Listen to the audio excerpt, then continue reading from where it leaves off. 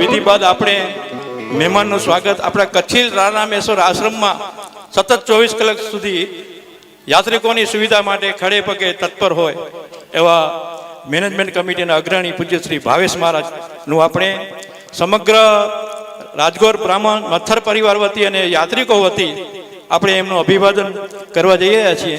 તો મથર પરિવારના આપણા મુખ્ય યજમાન કાંતિલાલ રામજી અને સોમજી રામજી બંને બંધુઓ અહીંયા આવે અને મહારાજશ્રીનું સાલ ઓઢાડીને એમનું અભિવાદન કરે, સન્માન કરે. કચ્છીમાં કહેવાય છે ને, સજણ હે ને સંસાર મેં સચો હોપજો રંગ, અહીં હજી ઓપાયા પાવન હી પ્રસંગ. જજા કરીને વાંચી જા થોડા લખ્યા વેણ, પણ બાપુ આલા હેન મોકે મથે શકે અસાંજા નેણ. 24 કલાક સુધી આપણે વર્ષો થઈ ગયા ભાવેશ મહારાજનું નામ મેં સાંભળેલું, પણ આજે રૂબરૂ મળ્યા પછી આ સેવા માટે સમર્પિત એવા પૂજ્ય આપણે ભાવેશ મહારાજનું યજમાન પરિવાર વતી આપણે તાળીઓના નાદથી એમને વધાવીએ. પુનઃ પુનઃ એમનો સ્વાગત, આવકાર. અને હવે આપણે શ્રીમદ ભાગવત જ્ઞાન યજ્ઞ ના મંગલાચરણ અવસરે પ્રારંભ કરવા જઈ રહ્યા છીએ. આપણે જ્યારે ભાગવતની વાત આવે એટલે આપણે પરમ પૂજ્ય બ્રહ્મલીન ડોંગરેજી મહારાજ યાદ આવે. ડોંગરેજી મહારાજે કહે છે કે વેદન કા અંત નહીં, પુરાણો કા પાર નહીં. મનુષ્ય જીવન થોડું છે, પણ થોડા સમયમાં, અલ્પ સમયમાં આપણે પરમાત્માની પ્રાપ્તિ કરવું હોય તો એના માધ્યમ છે શ્રીમદ ભાગવત ગીતા. હમણાં હજી વૃંદાવન ખાતે આપણે જૂન મહિનામાં શ્રીમદ ભાગવત જ્ઞાન યજ્ઞનો લાભ લીધો. એ મોટાભાગના યાત્રિકો છે, નવા છે, અમુક બાદ કરતા. શ્રીમદ ભાગવત કથા વારંવાર સાંભળવાથી આપણે આનંદ થાય, પરમાત્મા પ્રત્યે પ્રેમ વધે, પરમાત્મા પ્રત્યે પ્રેમ વધે. અને વાંચે અને વિચારે એના કરતાં જીવનમાં ઉતારે શ્રેષ્ઠ છે. મારે કહેવું પડશે કે પૂજ્ય શાસ્ત્રીજી કિરણભાઈ અમારા જ પરિવારના, ગુજર પરિવારના, અમારું ગૌરવ, એના મુખે પણ કથા સાંભળવી એક લાવો છે. અને આપણે પરમાત્માને પ્રાર્થના કરીએ કે સુખદેવજી મહારાજ સાક્ષાત એમના ઘટમાં બિરાજે અને આપણને શ્રીમદ ભાગવત જ્ઞાન યજ્ઞ સપ્તાહનું આપણે કથાનું શ્રવણ કરીએ. કથા શ્રવણથી, પૂજનથી, અર્જનથી આપણા ખાતામાં પુણ્ય જમા થાય છે. પુનઃ સમગ્ર રાજગોર આપણા મથર પરિવાર વતી અને સમગ્ર યાત્રિકો સમુદાય વતી વ્યાસપીઠ પર બિરાજિત વ્યાસજીને હું આપ સૌ વતી વિનંતી કરું છું કે આપ કથા અમૃતપાન ભક્તિરસ વહાવો. એનાથી પૂર્વે આપણા મહેમાન એવા શ્રી ભાવેશ મહારાજને હું વિનંતી કરીશ કે તેઓ આશીર્વચન આપે.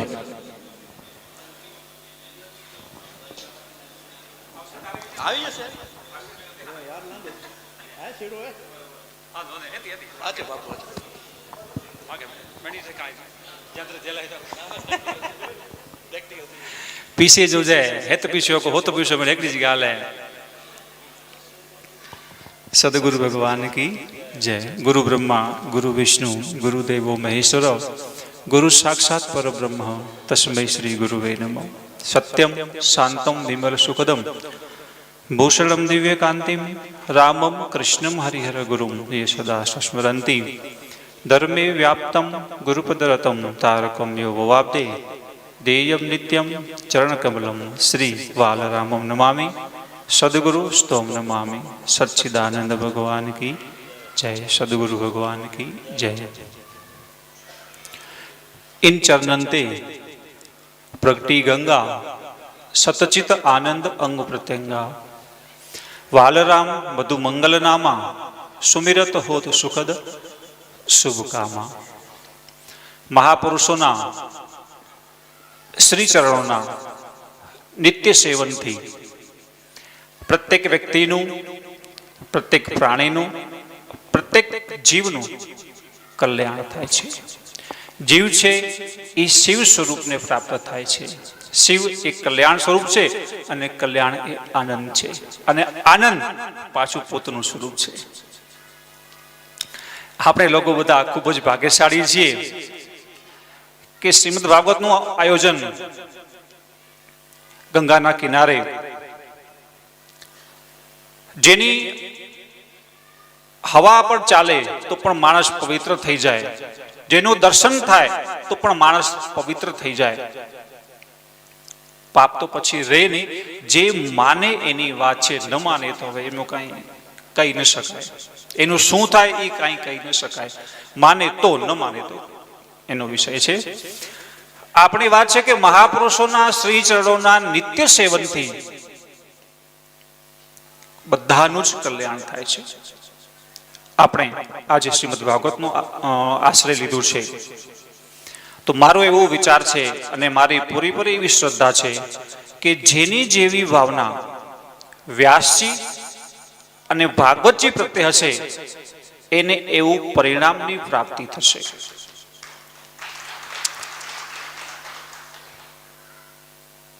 ભાગવતજીમાં ઘણા બધા એવા દ્રષ્ટાંતો આવશે પૂજ્ય વ્યાસજીના શ્રી મુખેથી. જેણે જેણે પણ ભાગવતનો આશ્રય લીધો, જેણે જેણે ભાગવત ધર્મનો આશ્રય લીધો, જેણે જેણે ગુરુ તત્વનો આશ્રય લીધો, જેણે પ્રકાશનો આશ્રય લીધો, એના જીવનમાંથી અંધકાર ગયો, એને પરમ તત્વની પ્રાપ્તિ થઈ. બે દિવસથી એક વિચાર ચાલતો હતો કે જે વ્યક્તિ નિરાશ્રિત થઈ અને મહાપુરુષોના શ્રી ચરણોનો આશ્રય લે, ભાગવતજીનું સ્વરૂપ એમાં આવી ગયું. આપના મસ્તિષ્કમાં જે પણ મહાપુરુષત્વ હોય, જેને પણ આપ માનતા હો, હમણાં દાદાએ વાત કરી પૂજ્ય આપણા ભગવાન વાલામજી મહારાજની, તો એવા કોઈ મહાપુરુષો જે પણ આપણે અનુકૂળ પડે, કચ્છમાં એમની બહુ નામના, બહુ એમની ખ્યાતિ, જહાં પદ પડ્યો ધન્ય ભઈ ધરણી, પદરજ કણ કણ કૌટિક તરણી. એક મહાપુરુષ આપણી વચ્ચે એવો પણ થઈ ગયો કે જેના દર્શન માત્રથી, જેના શ્રી ચરણોના નિત્ય સેવન માત્રથી, કદાચ એ તમારી સમક્ષ ન હોય, તમે એને માનસિકમાં તો લઈ શકો ને, હતા ત્યારે દર્શનથી લાભ થયો, શરીર નથી, ચિન્મય સ્વરૂપ છે, તમે એને યાદ કરી ને પણ પોતાના જીવનનું કલ્યાણ કરી શકો છો. જેની જેવી ભાવના, મહાપુરુષ એવું વ્યક્તિત્વ આપણી સમક્ષ ત્યારે હતું. કઈક જીવોનું એમને કલ્યાણ કર્યું. શરીરથી નથી તો હમણાં વર્તમાન સમયમાં જે સદગુરુ ભગવાન આપણા હરિદાસજી મહારાજ છે, એમણે વાલામ ચાલીસાનું નિર્માણ ઘણા સમય પૂર્વ કર્યું હતું. અત્યારે ઘણા બધા લોકો, લાખો લોકો એ વાલામ ચાલીસાનું નિત્ય પાઠ કરી અને પોતાના જીવનને ધન્યતામાં પરિવર્તન કરે છે, કે પોતાના જીવનની ધન્યતા અનુભવે છે કે ભલે અમને એ મહાપુરુષનું સાનિધ્ય અને સામીપ્ય પ્રાપ્ત થયું ચાલીસાના માધ્યમથી. સત્યમ શાંતમ વિમલ સુખદમ ભૂષણમ દિવ્ય કાંતિમ રામમ કૃષ્ણમ હરિહર ગુરુમ યશદા સસ્મરંતી. બધા જ લક્ષણો ત્યાં હતા. આપણી વાત મૂળ છે કે શ્રીમદ ભાગવતનું જેણે જેણે પણ આશ્રય લીધું, જેણે જેણે એ ગુરુ તત્વનો આશ્રય લીધું, એનું કલ્યાણ સંભવ છે, થયું છે, એમાં કોઈ પણ સંશય નથી. પ્રથમ દિવસની ભાગવતમાં મહાત્મા આપણને વ્યાસજી સંભળાવશે એક જ દ્રષ્ટાંત કે અજામિલ, આત્મદેવ અને ગૌકર્ણ દ્રષ્ટાંત વિસ્તૃત રીતે આપને વ્યાસજી સંભળાવશે. હું માત્ર આશ્રયની વાત કરું. આત્મદેવ ધુંધુકારી નામના પુત્રથી બહુ થાકી ગયો, બહુ દુઃખ પામ્યો. કાંઈ પણ કરે એ પૂરું ન પડે અને ઊંધું જ કરે ધુંધુકારી. આત્મદેવ આખિરકાર થાકી ગયા. ગૌકર્ણનો આશ્રય, આપણી વાત છે કે આશ્રયથી શું થાય, નિરાશ્રયથી શું થાય. નિરાશ્રિત થઈ બધા જ આશ્રય એને મૂકી દીધા કે ગૌકર્ણ, હવે તારા સિવાય મને આ સંસારમાંથી ઉગારનારો મને કોઈ દેખાતો નથી. તને શું લાગે છે? ભલે પુત્ર હતો પણ આત્મદેવે ગૌકર્ણને ત્યાં પુત્રની જગ્યાએ ગુરુ રૂપે સ્વીકાર કરી અને કીધું કે હવે શું કરું. ત્યારે ગૌકર્ણને નાનકડો ઉપદેશ એને આપ્યો છે. એમાં વ્યાસજી ભાગવતજીમાં આવશે, તમને વિસ્તૃત રીતે કહેશે. ગૌકર્ણની વાત માની અને આત્મદેવે બધું જ મૂકી દીધું. જેટલા પણ આશ્રય હતા બધાથી એ નિવૃત્ત થઈ ગયા, નિરાશ્રિત થયા. માત્ર ને માત્ર ગૌકર્ણનો આશ્રય લીધો. એનું પરિણામ શું આવ્યું? તો તો આખરમાં તમે જોજો તો એને પરમ તત્વની કે જે બધાનું મેં જે પહેલા વાત કરી, જીવ શિવ સ્વરૂપને પ્રાપ્ત થાય, શિવ એ કલ્યાણ છે અને કલ્યાણ એ આનંદ છે અને આનંદ એ પ્રત્યેક વ્યક્તિનું પોતાનું સ્વરૂપ છે. એ નિરાશ્રિત થઈ અને જ્યારે કોઈ એક જ વ્યક્તિત્વનો આશ્રય લે ત્યારે એ પરમ તત્વને, એ આનંદને એ વ્યક્તિ પોતાના સ્વરૂપને પ્રાપ્ત થાય.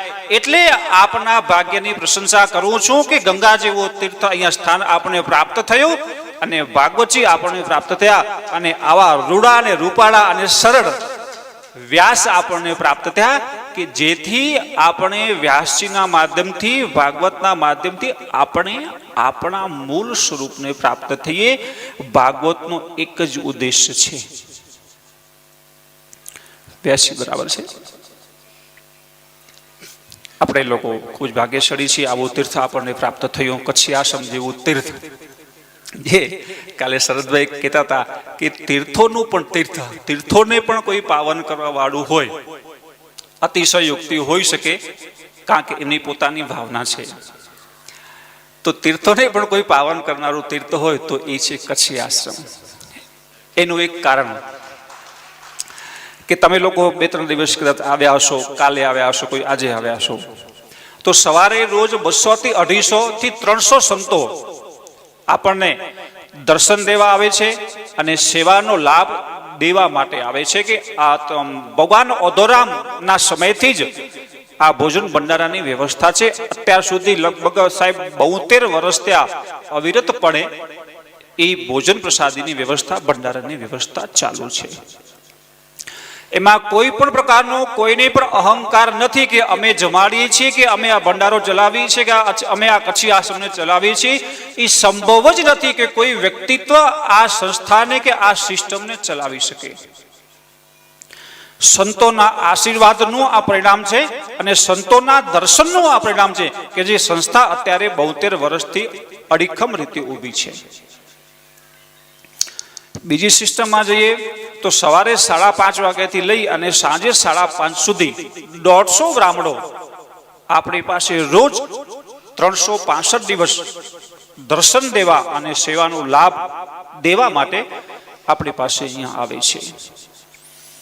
એક એવો મહાપુરુષ હતો આપણને પ્રાપ્ત થયો કે જહાં પદ પડ્યું ધન્ય ભાઈ ધરણી. તો આપણી પાસે તો અત્યારે 150 બ્રાહ્મણો છે અને આવા વડીલો બીજા આવી જાય આપણી પાસે, પછી બધા બીજા થઈ જાય તો કેટલો બધો વધારો થાય. અને પછી કચ્છ ધરાના મહાપુરુષો બ્રાહ્મણ દેતો આપણી પાસે કથાનું આયોજન હોય કે યાત્રી તરીકે આવતો હોય, જે પણ રીતે આવતો હોય, તો અમે તો અમને પોતાને ખૂબ જ ભાગ્યશાળી માનીએ છીએ કે આવા મહાપુરુષોના, આવા બ્રાહ્મણત્વ વ્યક્તિત્વ ધરાવવાળા વ્યક્તિનું અમને દર્શન થાય છે.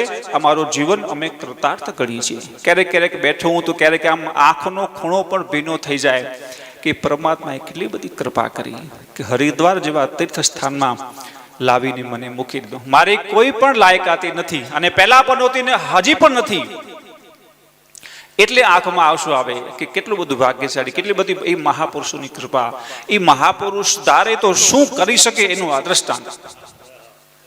સંતોના દર્શન આપણે, તમે ગમે ત્યાં કચ્છમાં હો તો 5-25 બાવાઓને ભેગા કરવા હોય તો કેટલું નાકમાં દમ આવી જાય ને, આંખે પાસું આવી જાય.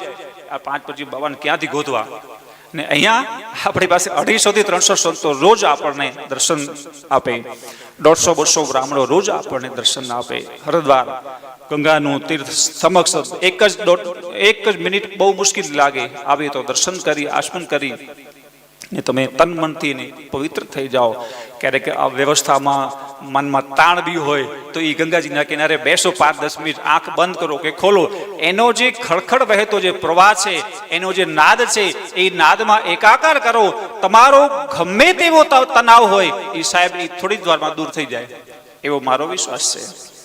સાહેબ માઇક હાથમાં મળ્યો છે, અડધા કલાક પર આ મોટી બીમારી છે તો આપણે હજી વ્યાસજીને કથા કરી છે. હું કથા કરવા બેસીશ તો મહારાજ કે આ મહારાજને ક્યાં બોલાવે, મારી કથા મારે કરવી છે.